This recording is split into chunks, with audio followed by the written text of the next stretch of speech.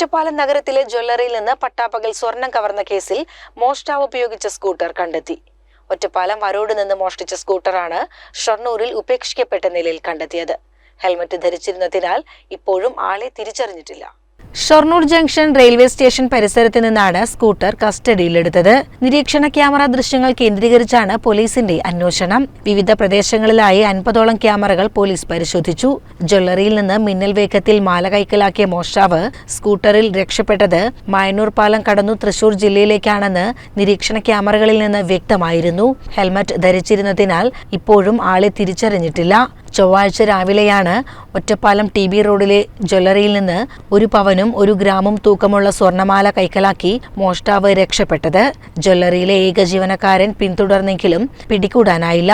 TB റോഡിൽ നിന്ന് പ്രധാന പാതയിലേക്ക് കയറിയാണ് മോഷ്ടാവ് മായന്നൂർ പാലം വഴി രക്ഷപ്പെട്ടതെന്നാണ് കണ്ടെത്തൽ. CCN ഒറ്റപ്പാലം.